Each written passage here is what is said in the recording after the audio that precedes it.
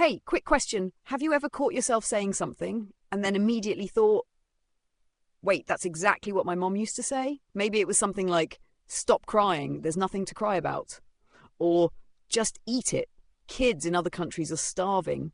Or my personal favourite, because I said so. Congratulations, you've been haunted. And here's the wild part. You didn't choose this.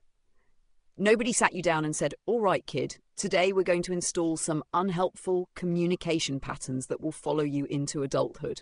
It just happened. Quietly, over thousands of dinners and car rides and arguments you watched from the top of the stairs. This is what psychologists call intergenerational language transmission.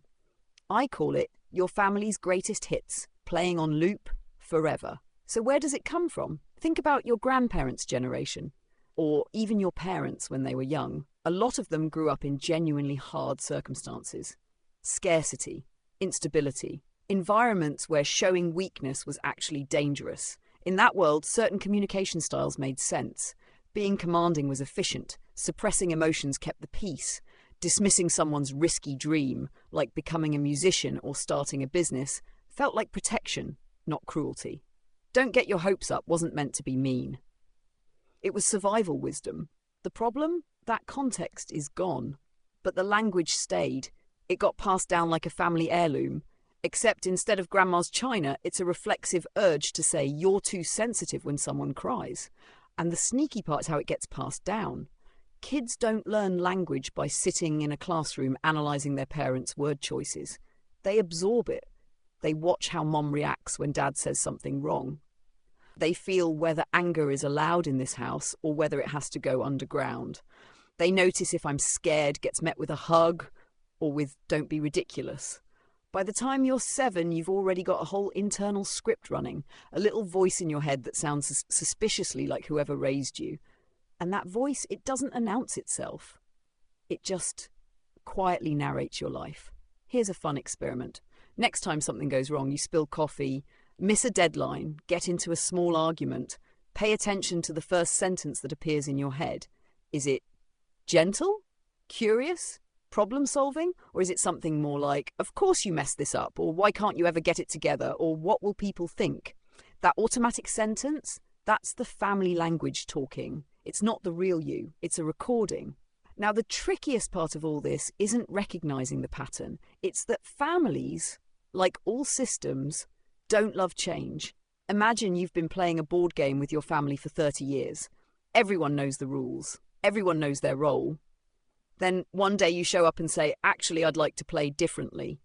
The table does not celebrate this. Suddenly you're being difficult, or you're going through a phase, or classic, you've changed, said like it's an accusation. That's not malice. That's homeostasis. Systems push back toward equilibrium.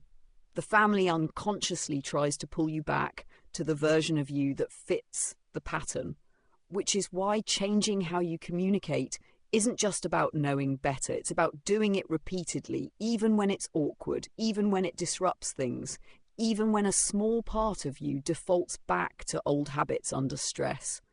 Because here's the thing about language, it's a habit. And habits don't change because you read an article about them.